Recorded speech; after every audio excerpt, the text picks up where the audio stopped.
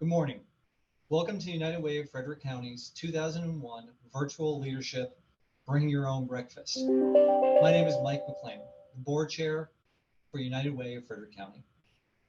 When designing this morning's program, we wanted to address the key issues our community is facing as the pandemic continues. Before the COVID-19 pandemic, more than 1 in 3 households in Frederick County struggled to afford basic needs such as housing, transportation, and childcare. We'll start our program today by reviewing the results of our recently conducted COVID-19 impact survey. That shows this number has increased substantially throughout the pandemic. We'll then hear guidance from the health department on COVID vaccines for employers before sharing how working together to support our community is a great way to engage employees while helping Frederick families in need. Before we move on to hear from our wonderful speakers, it is important to share United Way of Frederick County's commitment to fighting for the health, education, and financial stability of every person in our community. We are reaffirming our commitment to value the visible and invisible qualities that make each person who they are. We strive to include diversity, equity, and inclusion practices at the center of our daily work. We welcome that every person brings unique perspective and experience to advance our mission. I'm so proud to be part of this team and want to thank them for their extraordinary dedication to improving the lives of every individual in our community. Thank you all for taking the time out of your schedules to join us today. I'll now hand it over to Ken Oldham, United Way of Frederick County's President and CEO. Enjoy the program. Thank you, Mike. Your leadership as board chair has been incredible, and we really and so appreciate your commitment to the community. I'm so glad that everybody on this call has joined us today. We're just delighted to have you here today, even as we transition this from an in-person event back to virtual. I think we were all disappointed not to see you all in person, but at the end of the day was the right thing to do. And we thank you for joining us virtually again instead. Hopefully by very soon, we'll be at in-person events. I'd like now to introduce Stacey Collins, who is here today representing PNC Bank. We are absolutely thrilled that PNC Bank is our sponsor for this event. Stacey has worked in several departments throughout her 30-year banking career, but comes to us today as the Vice President and Assistant Director of Client and Community Relations for the Greater Washington area. Stacey is actively involved in the Frederick community, serving on several local committees with Hood College, the Community Foundation of Frederick County, Frederick Nonprofit Summit, and the Frederick Speaker Series.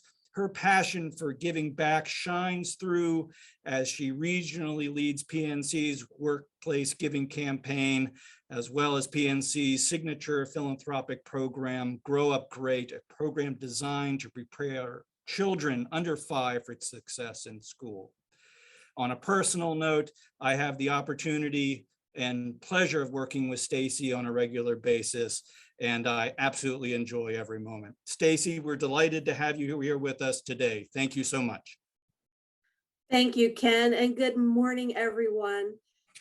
Thank you for joining us all for our virtual breakfast.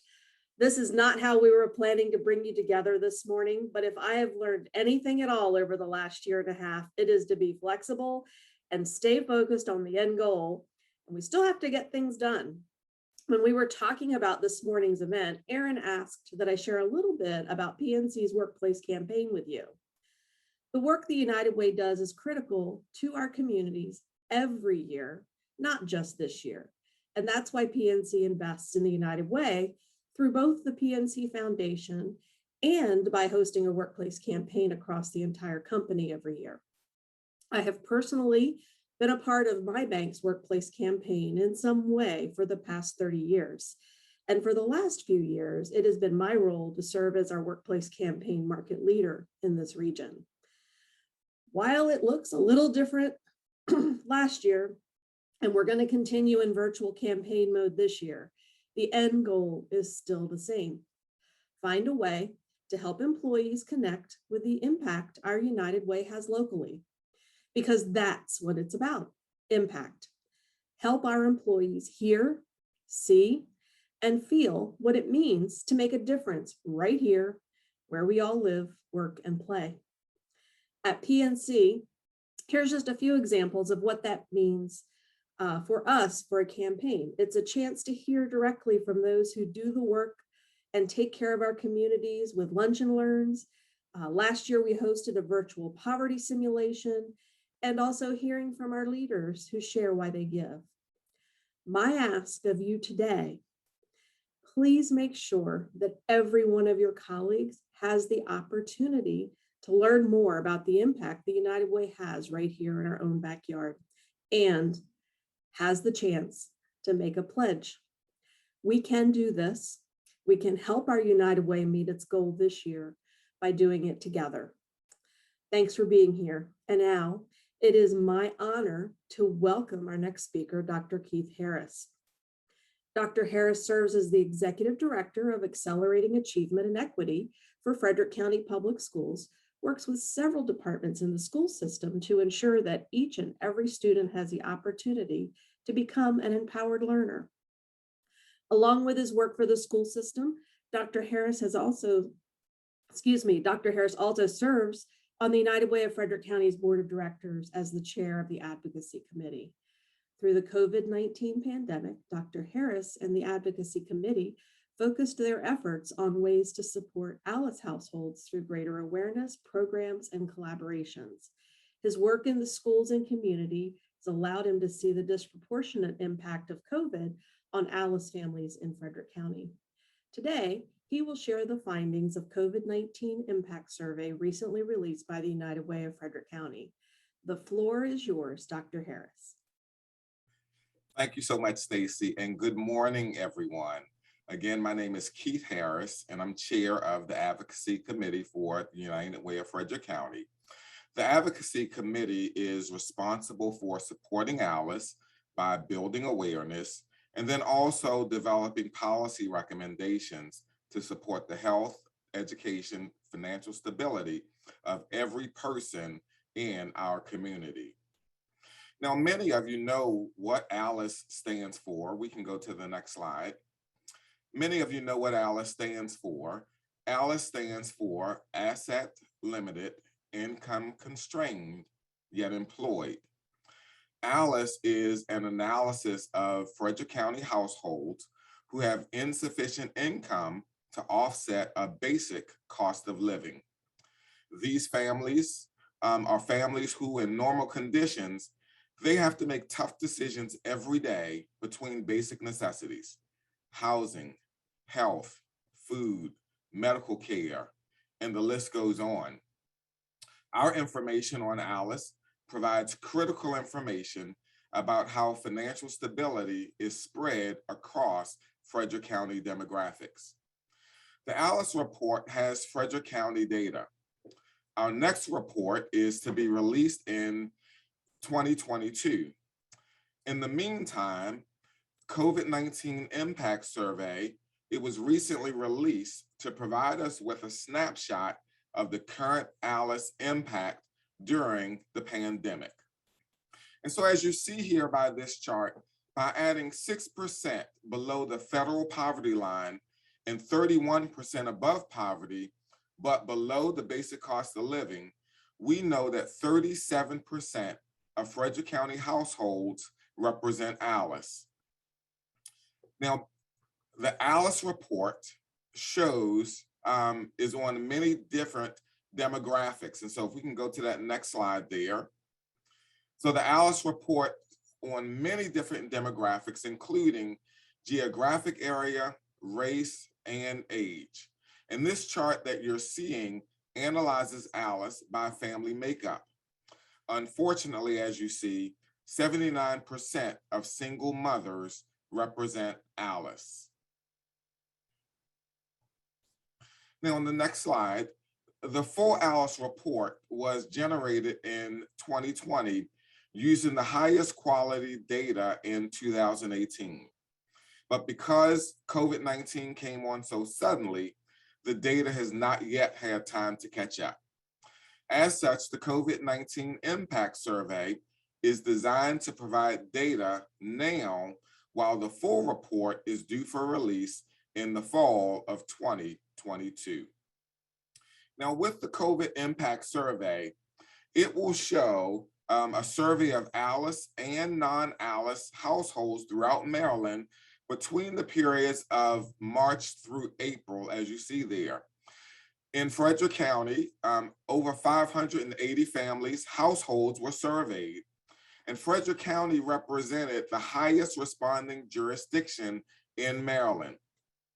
And this survey will provide some important insights into the issues households in Frederick County are facing during this time of profound need. The COVID-19 impact survey looked at concerns of all households. And as you see here, by far the largest concern of households was getting sick. Mental health issues are a larger concern now more than ever before.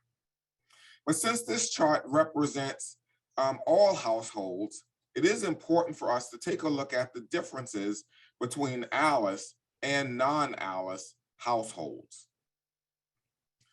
COVID illness, mental health issues, and childcare, as you see, are fairly even.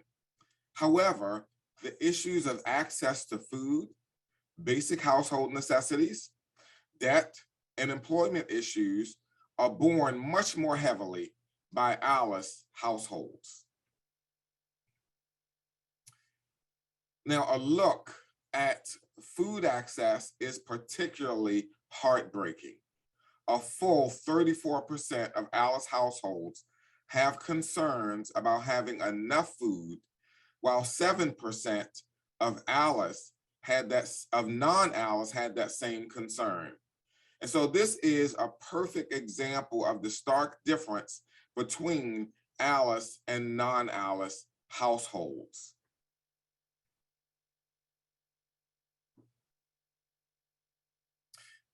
Now, as we continue to take a look again at some of the differences here, I want to point out, just highlight on this next chart, looking again at food access. As we take a look at that, 30% of ALICE households compared to 4% of non-ALICE have sought resources from a food pantry.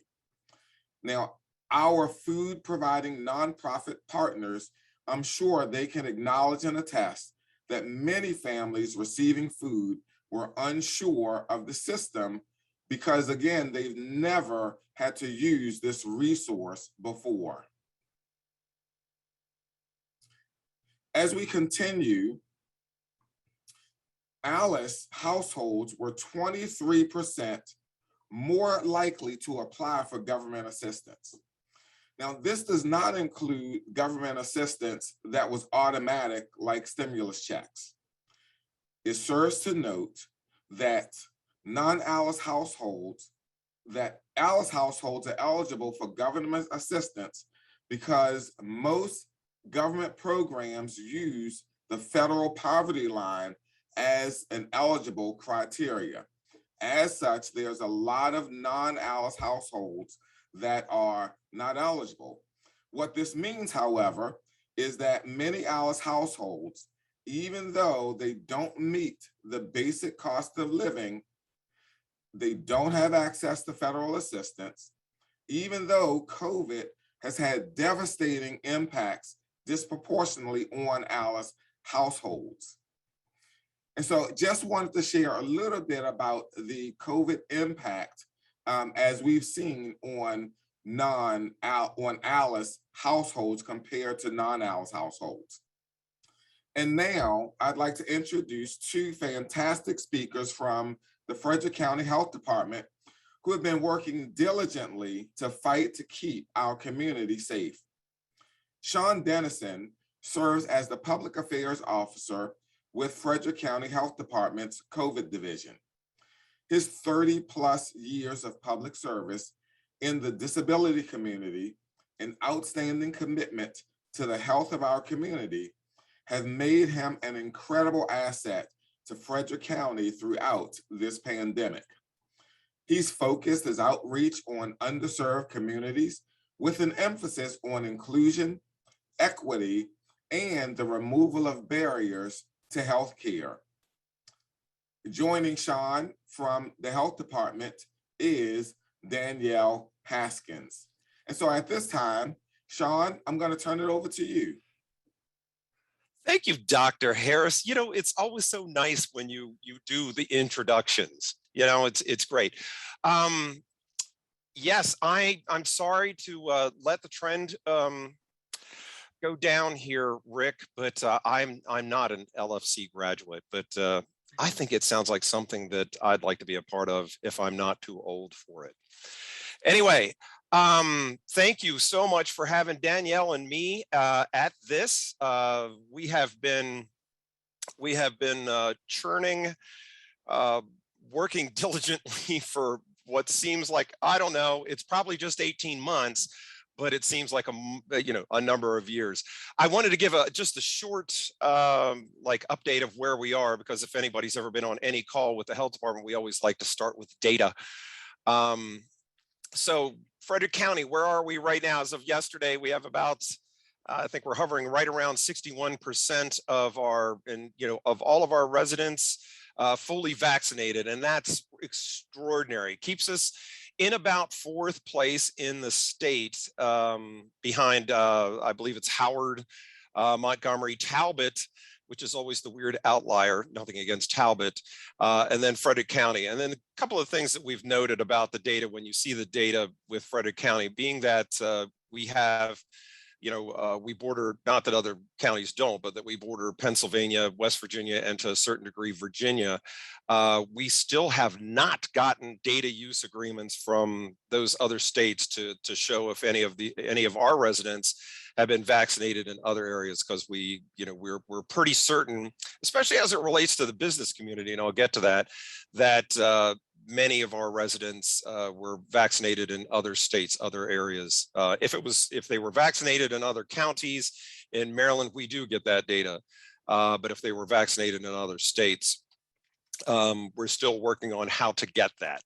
Our slide, very simple. We started pretty early on in the efforts with our mantra of engagement, listening, responding, and repeating that process. One of the big things that Dr. Brookmeyer has imparted with us is that once you engage, once you listen, once you respond, keep doing that. One time through isn't enough. You have to keep, when it comes to information, you have to keep the engagement going. That's necessary. You can't go one and done. So we really, Danielle, you can attest, we follow that mantra as best as possible throughout. Yeah, so, absolutely. And I think moving on with that, the success we had would not have been possible without the partnerships we have with the community organizations, the faith organizations, and really just being able to support them in their efforts, really, and reaching out to the community who they know, who they love and are familiar with, and they have the trust of the community. So we're able to have conversations with both community members who are new and unfamiliar to us, but through those leaders that have just such a huge impact to everyone in Frederick County. That is so true. And when you talk about partners, also very early on, the United Way reached out. We had, kind of met in the middle and just have been an outstanding partner throughout. The census team that the United Way put together have been, the makeup of that team, both demographically, the community leaders, where they are in the county, regionally, just the outstanding partners in being able to coordinate this effort. So one of the things I absolutely love about Frederick County, being somewhat of a native, is this very big, small town feel.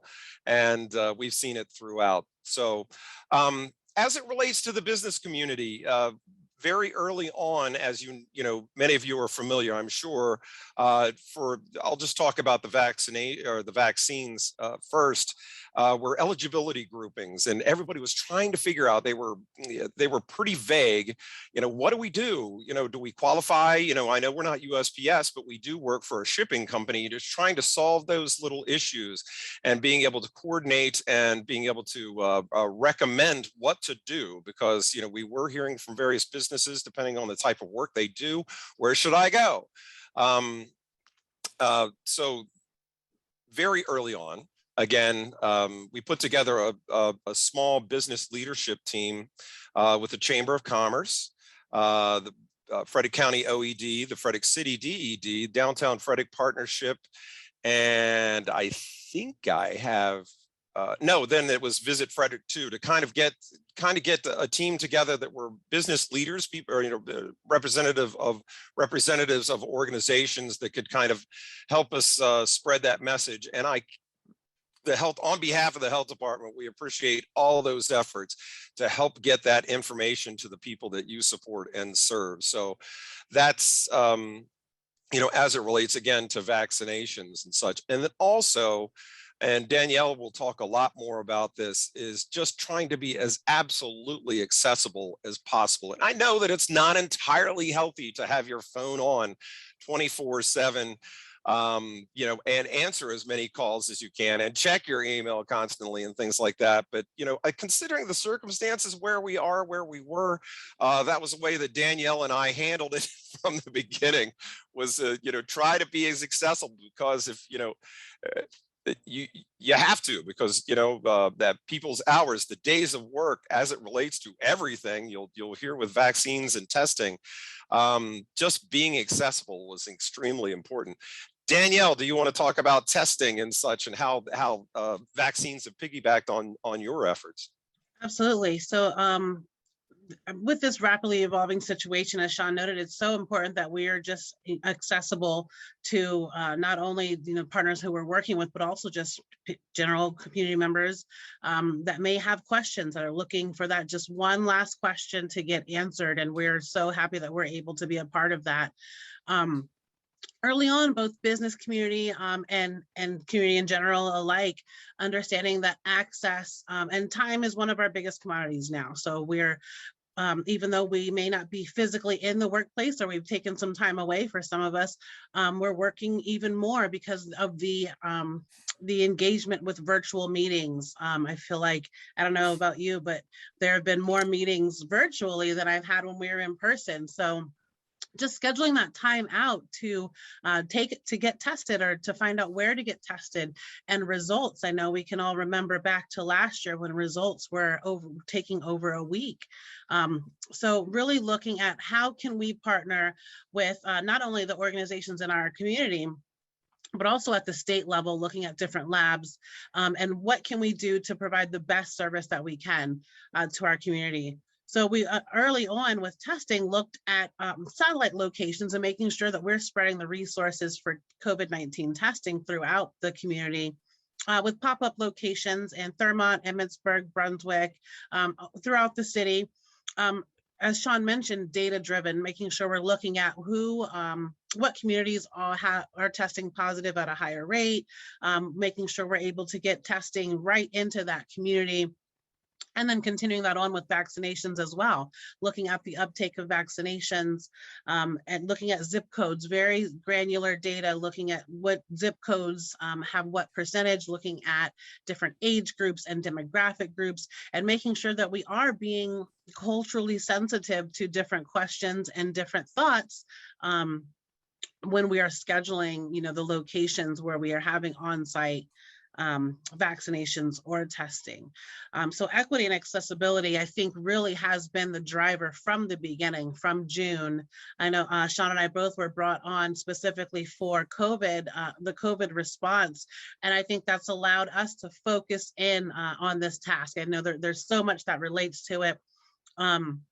not only testing and vaccination, but also having, the task of contacting some people who are testing positive and making sure that we're able to refer to wonderful partners like the United Way, or the Religious Coalition. We're looking for rental assistance, when we're looking for rides to vaccination clinics, and kind of being that go-between from the resources to the community members who are looking for those resources. And again, with the mantra of engage, listen, respond, repeat, that relationship building is,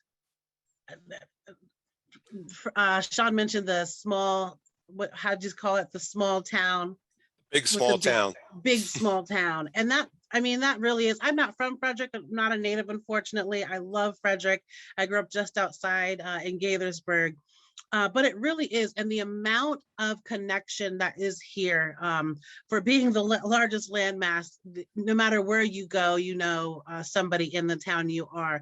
The relationships that have already been built allowed us to leverage some of that, but also moving forward, I think this has kind of been a blessing in disguise, where we're able to continue the existing relationships. We've made a lot of new relationships, and just being able to, again, support everyone else in what they want to do, because really everyone in the community has stepped up. All of the organizations we've talked with and worked with have stepped up and done more than their fair share. And really, they've allowed us to just support them in their efforts, whether it be different town halls that were hosted by churches, the events, the pop-up clinics are hosted by the organizations, and we just simply supply the people. They are there with messaging, with the marketing to get the information out, and to be the face that's there on the day of.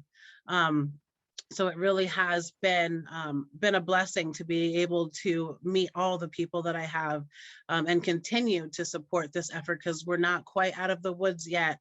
But being sensitive also to the valid concerns and questions that people have, and making sure that we're not inadvertently placing stigma on people who maybe weren't there, at the same times we were, in terms of vaccinations, but listening to their questions, getting answers to their questions, and providing access to people who, we're neither one of us are doctors, but providing access to people who may have, those technical experiences and the subject matter experts in that relate to their questions. So that we can share that, trusted, accurate, and timely information. There's so many things. Actually, just this last week, we had a new question on a myth of the safety of COVID testing swabs because of the way they're cleaned. And I can't tell you how fast these things spin, and this is coming from not only people who are, maybe not be involved, but this actually came from people who are involved in the response regularly. So, we know that there is, it's healthy to ask questions, to do your research, to look into, what we're doing. And we want to continue that throughout this response, with also making sure that we're able to, curb any of those misinformation campaigns that we unfortunately run into.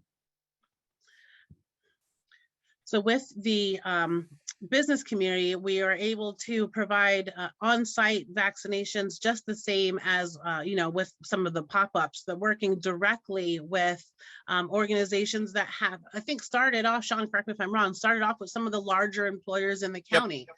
Focus between, yep, and Frederick Health Hospital's outstanding, the employer solutions. So,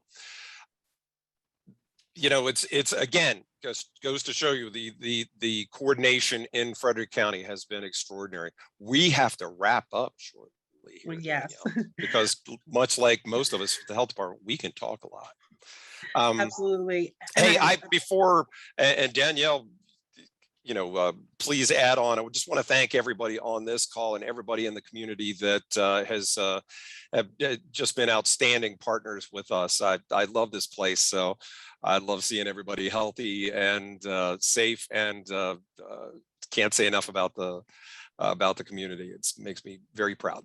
Absolutely. Thank you so much for inviting us. And I took the words out of my mouth. So I want to echo, thank you so much. I look forward to continuing to collaborate with everyone, with all of the organizations, and bring our community home. Thank you so much, Shawn and Danielle, for joining us this morning and for your commitment to the safety of our community, and also for your work with the rideshare program. Ken will be touching a little bit more on that later on in the program, but just wanted to thank you for all of your hard work with that. And with that, I'd like to introduce first myself. My name is Erin Lawson, and I am the Manager of Resource Development here. I am the newest member of the United Way of Frederick County team, and so honored to be on the team and excited to be working hard for the community. But now enough about me. I'll be popping back on later. I'd like to introduce our next duo. We have Don Moody and Reverend Roger Wilmer here with us this morning. Just a little bit about them. Reverend Roger Wilmer serves currently as the Director of Pastoral and Spiritual Care at Frederick Health Hospital, bringing almost 20 years of chaplaincy care with him. Prior to joining the Frederick Health team, Reverend Wilmer worked as the campus chaplain at Providence Place Senior Living up in Chambersburg.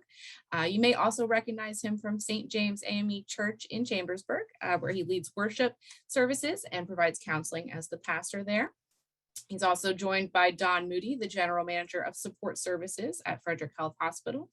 And Don is a former Marine and a business owner of 18 years. Along with his role at Frederick Health, he has also served as the resident pastor at Creekside Senior Living for the past 14 years. And if that wasn't enough, he has also volunteered his time for the last 8 years as a preacher at the Frederick Rescue Mission and Edenton Retirement Community. And we are so honored to have both of these gentlemen with us today. And I am just going to turn their screen on real quick and they will take it away. Hi, good morning, everybody. And I want to just thank the United Way for giving us the opportunity to share. And I have a message this morning that I'd like to communicate, which is titled, I've Given My Last. But before I can actually get to that, there's a foundation that I want to talk about, which is the importance of community commitment.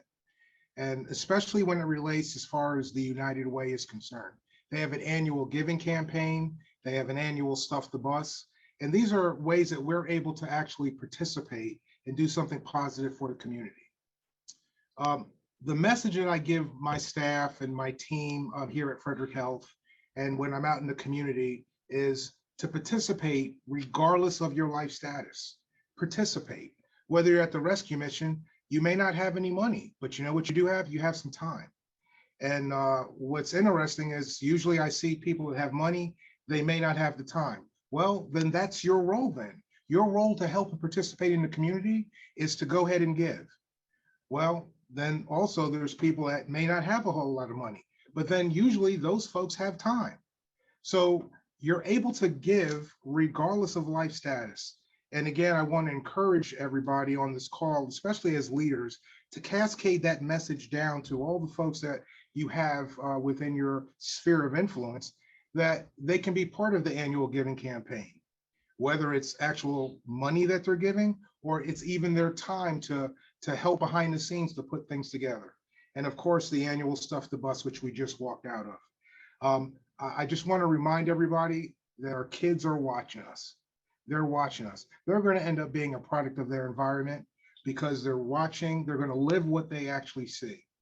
And that reminds me of a story in my life. And this revolves around, it takes a village to raise a child, but a product of my environment. And I was fortunate to be adopted, and my adopted parents solely believed in community service. They said there's no higher way to live your life than to give your life to the community.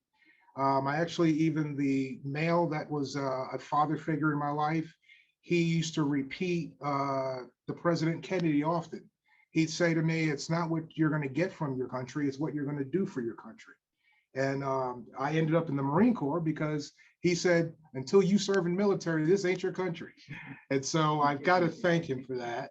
And it was a good experience. But as far as a product of my environment, let me give you an example. I had the fortunate ability to live in upstate New York from this family that adopted me. And as a teenager, they said, you're going to work this summer.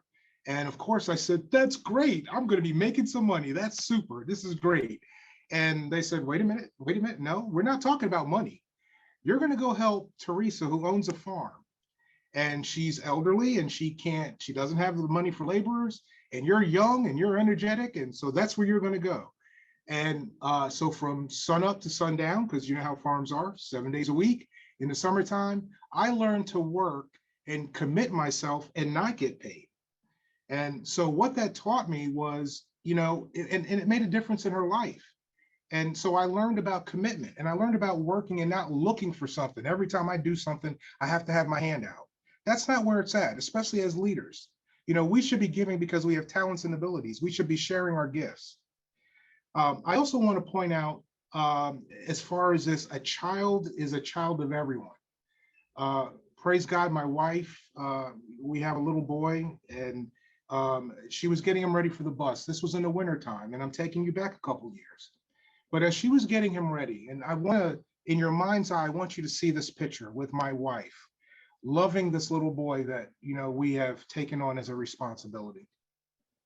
And she was lotioning his skin because it's the wintertime, and she puts on his knit hat, and he has this winter coat, and she puts the hood on, and she ties it, nice and tight so that it won't blow off and he'll stay warm. And he has the knit gloves on. And then when all that's done, she looks at him, and those innocent eyes are looking at her, and she gives him a big hug and a kiss. And you can just feel the warmth and love from that experience that child is actually receiving at that moment. And so as my wife now starts taking the child out to the bus stop, she sees a child at the bus stop, a few years older in age, at the bus stop though, with a windbreaker on in the middle of winter, no hat, no gloves, and no winter coat. Now there's your defining moment for a product of your environment, and a child is a child of everyone. My child was good to go. Good, I did my job, right? No, look at what's going on in my community. And that relates to the annual giving campaign. That relates to the annual Stuff the Bus. What's going on in my community? Were we going to walk past a child that didn't have a winter coat because my child was taken care of? Not as a leader. My wife took that child to Burlington that same morning and bought that child a coat. Now, let me point something out to you. Remember, our kids are watching us, all right? That same child who's now a young adult, she visits us regularly to check to see how we're doing now. Praise the Lord for that. She's checking on us now. Remember, the kids are our future. And so the fact that we were able to stuff the bus and help educate the children that will eventually be running this county. So I just thank you that we have that ability. We're investing in our future so that we continue to remain successful as a county. I want to mention also that a lot of times, we get hung up on, I can't participate because I have problems. Well, I'm sure you do, because we all do. All of us have issues. I'd rather call them issues, because at our stature in life, they're just issues. We recognize there's never any emergencies. They're just barriers. How are we going to get through it? A good example is this weather storm that we had within the last 24 hours. If you were on your way home and it was closed off, did you just go, oh gosh, I can't get home, and you're stuck? No, you found another way. And I thank the United Way, because they're going to get it done with many or with few, but I like for it to be many. So again, cascade this message down to those folks in your sphere of your influence. But we don't have problems, because when you think about it, compared to who?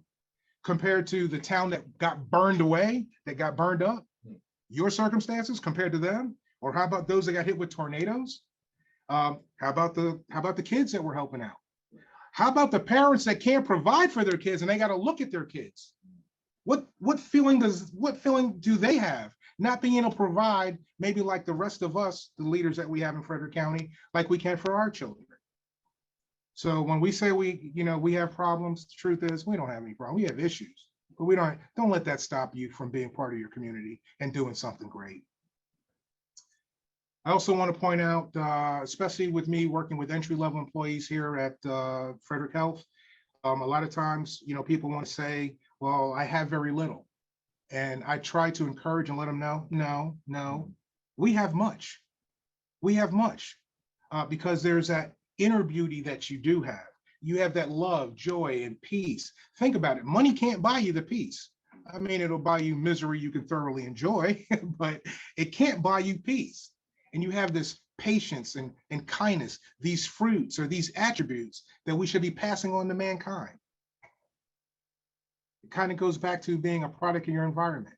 You know, and if you're exhibiting these fruits on a regular basis, remember, our kids are watching us. They're going to end up the way that they see. And as I was talking about this inner beauty and this inspiring of life, everyone has an inner beauty and an inner ugly. But what are you showing on a daily basis? What are you, is it that inner beauty? Is it that smile that you give that person that's probably a little bit downtrodden on the inside, but they're smiling, you know, they're trying to keep the game face on? Or is it a thank you card that you sent in the mail quietly, and then that person receives it and it's, wow, what a difference did it make? You're actually inspiring life when you do that. The little things. See, it's not the great things. Again, if we can get everybody involved, we can do it. One person can give 100 or 10 people can give $10. Certainly you can come up with $10. And then that brings me to my point.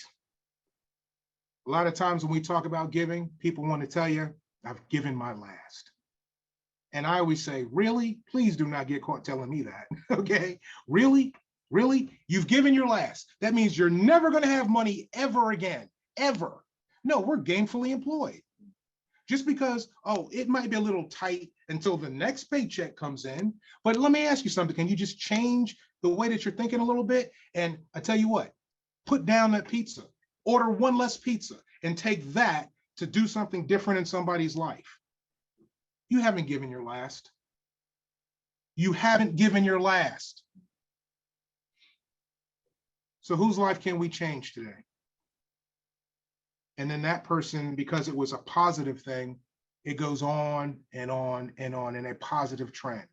Now I can say this, through stuffing the bus, which Frederick helped, we stuffed the bus. Man, that's great. Look at the kids that we're taking care of. And there's no telling what it would be if we didn't.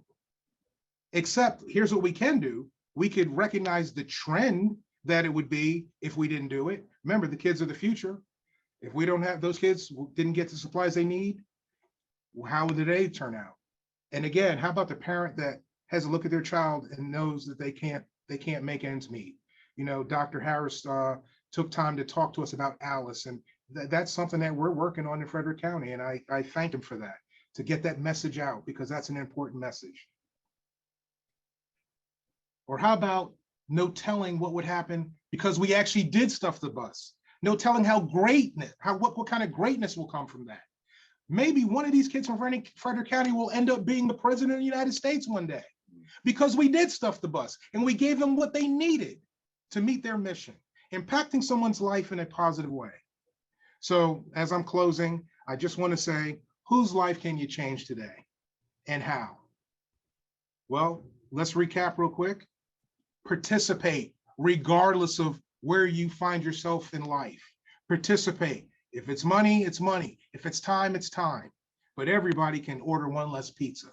So please, let's not talk about, I don't have the money. Support to impact your environment in a positive way.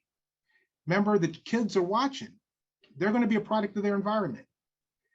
I want us to rejoice in the qualities that are going to help mankind.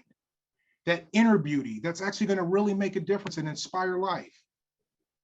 And because you're given, don't ever make it a situation where you feel like you're giving your last. You're not. Between now and the time you're called to glory, you'll probably get another paycheck. Okay, so please, let's not use that as a reason for not giving.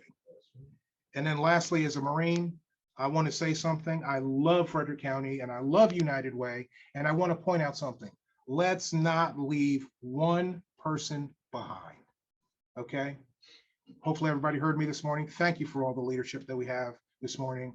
And thank you for United Way for the program that you put together. Roger? Thank you, Don. Good morning to you all. What an honor it has been to work side by side with Don Moody in this project here at Frederick Health. You can see his passion. You can feel his passion even through the video screen. So I pray that you feel it and it unites you to go a little bit more, a little bit deeper, and a little bit higher. I want to share, if you have been in our community for a day or 20 years or fortunate enough to even be born in our community, you know the relationship that the community has with the hospital. You know the different versions of the name that we have gone through over the years, but if you have been here any length of time, you know it only comes down to the hospital. And that's how it's referred to. And it's referred to as an entity, as a person, as a pulse, as something that you can feel. And we know people come through the doors as patients, as workers, as visitors, and they all have hearts and feelings and pulses. And we were able to capture some of that energy and unite in this project of Stuff the Bus. And it was a pleasure to be a part of that. I'm reminded of one of our early theologians, Martin Luther, who left us with a concept of our vocational calling, also with our social responsibility. We can be called, we can do a job, we can have a profession, we can have a career, we can have a business. But he reminds us that we have a social responsibility that we also have to live up to. I tried to live those words. I know over the years and months, sometimes it's tough to do. I encourage you to embody those tenets for your own of social responsibility and community responsibility. Our responsibility is to connect with our community. I encourage you, I implore you to do that. Finally, I want to leave you with these words from a sermon that was preached in 1953 by the Reverend Dr. Martin Luther King Jr.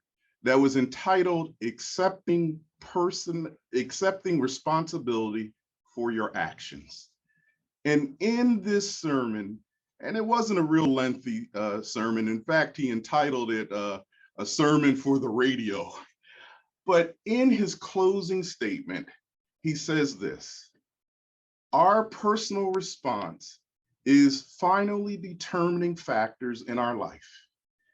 How we live our life, how we respond, that is our responsibility. I thank you for your time. I encourage you. Blessings. Thank you, gentlemen. That was wonderful, and we're so appreciative of all the work that you've done for us with Stop the Bus and the campaign. It's truly been great. So I told you guys I'd pop back on here later today. Here I am for you. We're now going to be diving into a little bit more information about running a workplace campaign. Don and Reverend Wilmer talked about that, and I'm going to jump into a little bit more information here.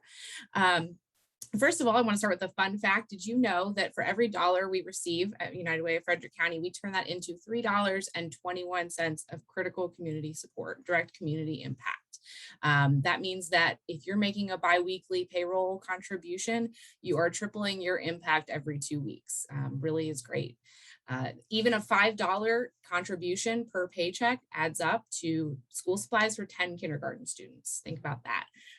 For those who want to have an even greater impact, as part of our Leaders United Leadership Giving level, less than $50 a paycheck adds up to 2 free credit workshops for 10 Alice households. Big impact, huge impact. Because we fight for the health, education, and financial stability of every person here in Frederick County, and we know that those are the building blocks for a good life, your support truly is changing people's lives. That makes running a workplace campaign a smart investment in a strong community, and we know that a strong community is key in a strong workforce. Next slide. So now that we've talked a little bit about the impact of workplace giving for our community, we can share the benefits that running a campaign has on your organization. As we've seen more than ever in the past year throughout this pandemic, employees want to see that their company that they work for cares about the community. Consumers want to see this as well, that the companies that they support care about the communities that they're in. You may have heard the famous Mr. Rogers quote about looking for the helpers when you're scared. And throughout this pandemic, that's truly what people have done. They've looked for companies that care about the community and care about giving back. Our community wants to see that these people are giving back. Running a workplace campaign is a simple way for companies to do this. It's a great set it and forget it way for employees to be able to contribute to their community, and for the companies to allow their employees to do this and show that they're giving back and that they care. Any amount, small or large, truly does give hope and provide help. Contributions make a difference by providing critical support to local families in need. So your employees can rest assured that their gift is helping their friends and neighbors right here in Frederick County. Along with knowing that that contribution is providing local support, it's also important to be able to trust that the contributions are being raised and granted effectively. United Way, we are very honored to be known as good stewards in our community for those investments that you're making. It's not something that we take lightly, and we're very proud of that. So you know that when you're giving to United Way, that we have that good reputation of granting money effectively to local nonprofits that need it and to communities and Alice households that need it. In addition to making a difference in the community, running a campaign improves employee engagement and retention. It increases employee connections because the employee campaign managers are having a chance to connect with different departments they may not normally interact with, so they're making great connections throughout your company. And also the employees that are participating can bond over their shared passion for giving back. It also helps with employee appreciation if you can find ways to make your campaign fun, like throwing a pizza party for hitting participation goals, raffling off prizes, or even an extra paid day off. That adds to your employee appreciation. It also helps to identify talent and help recognize your employees.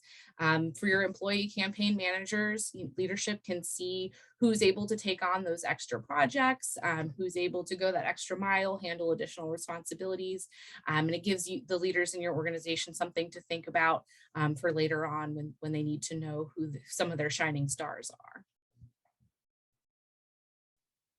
So for those of you that are looking to run a workplace campaign, we know that one of the keys to success is engaging, educating, and empowering your employee campaign managers.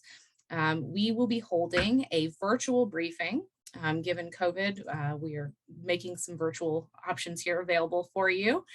This will be for our new and our returning employee campaign managers, and we're going to be holding that on Friday, September 24th, coming up here in a couple of weeks from 11 to 12. You can register at tinyurl.com/ECMbrief21. That is going to be in the chat for you. And you'll also be receiving an invitation. Our ECMs will receive an invitation later on. During this briefing, we will be covering topics like what challenges are our community members facing? COVID is a big one, but there's others that you may not know of. How your organization can be united in recovery. And other resources that will help you run an effective and efficient campaign, whether your employees are in the office or if they're still working from home. We have options to help you with both. And after the virtual briefing, that's not the end of our assistance for you. We are here throughout your entire campaign to offer guidance, support. If you want to bounce any ideas off of us, we are here for you throughout the campaign. One other resource is our online campaign toolkit. With COVID, we have transitioned a lot of our support online for you. So it's on our website at uwfrederick.org/toolkit. There are some great things on there like sample wording for kickoff emails. There's thermometers to help gauge participation in your company, infographics on a quick way to see what we do here at United Way, tons of different resources for you that's all available online. So lots of different support for you throughout your campaign process. Next slide, please. And another great way to get your employees engaged in supporting the community is through volunteerism. Personally, taking action not only allows them to better understand the needs of our community, but it can also improve morale because they know that they are helping to fulfill those needs. People want to volunteer, but they sometimes just don't know how, especially right now with COVID. They may not know how to safely help and volunteer. So we have a wonderful volunteer opportunity coming up on October 1st. It's the first Friday of October. It's our day of action. This is something we host annually. In the past, it has been held as a community-wide volunteer project. So we've had anywhere from 500 to 800 volunteers that come together. It's one of the largest volunteer events in Frederick County. And we disperse those volunteers to nonprofits for project help throughout the community. With COVID, last year looked a little bit different. We held a donation drive where we collected desperately needed items for some of our local nonprofit partners. This year, we are planning a little bit of a hybrid model. We are still kind of evaluating that as COVID cases are rising. So it will be a little bit of a hybrid. We'll be sending some of our volunteers into the community, and we'll also be looking to host a donation drive again, since that was such a success and a safe way for people to be able to contribute to the community as well. So again, that date is Friday, October 1st. We hope that you will save the date for that. There is going to be a link in the chat. If you'd like to register a team, you can do that now. I will be your contact if you're registering a team. And if you also would like to sign up as a nonprofit partner, I know we've got some of our nonprofit partners here on the call today. If you would like to host a project, or if you would like to sign up for us to collect items again on your behalf, we'd be happy to do that as well. And I just want to give a big shout out to our sponsors for Day of Action: AstraZeneca, Thermo Fisher Scientific, and Wegmans. Been huge supporters of ours, and we're so appreciative of their commitment to helping the community. Now I would like to pass it off to Ken, who will be talking about some solutions that we've worked on last year with United Way. Thank you so much, Erin, and thank you for joining our team. We're so delighted to have you. What I hope to do is kind of bring it all home for the group that is so generous to spend your time for us. United Way is an important part of our community, and we really enjoy the opportunity to serve and to respond to the issues that are confronted in our community. And no issue has confronted our community in a very, very long time, more than the COVID pandemic. So I'd like to tell you a little bit about how we jumped in and helped, and how we were delighted to do so. First off, out of the blocks, the emergency relief campaign was kicked off with United Way, with our outstanding funding partners, Osham Family Foundation, Community Foundation of Frederick County, Delaplane Foundation, the Collar Foundation, the Helen J. Serini Foundation, the Women's Giving Circle. We all came together and put up almost $2 million in a total fund that that was sent out in a number of grants to the community. $300,000 was raised by United Way. Every penny of that was sent to the community and funded over 50 grants in our community. And that was just the part. That was the emergency response. And we were so delighted to be able to do that program. Next slide, please. The next thing we looked at is, gosh, well, let's look at the challenges. And the challenges, when we think about our Alice households, the challenges have been, and historically have been, and continue to be, housing, education, and transportation. And we said, wow, how do we eliminate the barrier of transportation for our Alice households when it comes to vaccinations? So we worked for a while on the census effort, and we had this great group of nonprofits that came together to help get out the 2020 census. And we brought that group back together to rally behind vaccinations and the whole COVID situation. I'm delighted that this group was able to come together and work so effectively with the health department of bringing solutions to a massive problem in our community. United Way was able to get a grant from United Way Worldwide, $75,000 of free rides to Alice households and anybody else in our community who needed transportation to get a vaccine. And this has proven to be an important part of our strategy. for this, and the health department has just done an amazing job as the call center for appointments and as well as scheduling rides for the vaccination, and that will continue to be a resource for the foreseeable future. We have enough money that this could sustain for quite some time. There you see the numbers. If you want to pass those along, I believe they are also put in the chat about the resources that are provided. Next slide, please. Finally, our ongoing strategy of the Prosperity Center, which actually pre-existed the pandemic, but when it comes to bringing solutions to ALICE households, the Prosperity Center has become more important than ever before. We have converted this to a pathway to financial stability that essentially consists of two important items: a pathway to home ownership, which provides a number of programs that lead our ALICE households to become homeowners. And we have had 25 graduates. We have 27 more in the queue for the pathways to home ownership. And we know that owning a home is an extraordinarily important aspect of getting out of an ALICE situation. We know that our ALICE households are often paying as much or less in mortgage than they are in rent, but instead they get that critical item of equity and lifelong earnings. We're so delighted to partner with Frederick County government on providing that program. And here you see pictured three of our graduates, Shina in the left, Shane in the middle, who is actually our Pathway to Transportation graduate. We were able to provide him a car for a very expensive but reliable and used car in partnership with Second Chances Garage. And in the upper right-hand corner with James Baker, who is our most recent graduate.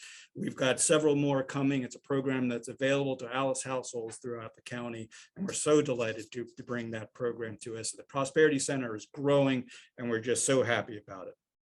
Before we wrap, there are several people I'd like to thank. First, our board of directors, thank you for your incredible support. We've recently welcomed new board members, Elizabeth DeRose, Eric Lowers-Phillips, and Adam Kreischer, and Shawn Dennison, who we heard from earlier. We are delighted to have you on the team. To my staff, thank you, David Bowsam, Joyce Kwamanapo, Latasha Adams, and Erin Lawson for your commitment to serving our community. Between the pandemic and switching to virtual and a tropical storm, thank you so much for making this program possible and on time. Thanks a lot to our speakers, Mike, Stacey, Keith, Shawn, Danielle, Don, and Reverend Wilmer. Thank you so much for spending your time and dedicating your time with us today and for your service. To our sponsor, PNC Bank, you're amazing. Thank you so much. If you know someone whose company is not running a workplace campaign, please encourage them to give us a call. We'd like to speak with them about it. If you're an individual who doesn't have access to a workplace campaign and still like to support our work, we accept a lot of contributions directly, and that work goes directly to support our Prosperity Center. And if your employee campaign manager has changed and you are on a workplace campaign, please call Erin, and she will help you all, help you get that invitation. And finally, I want to thank our employee campaign managers. You all are the rock stars that make United Way and our activities possible. Thank you so much. We have a virtual briefing on September 24th.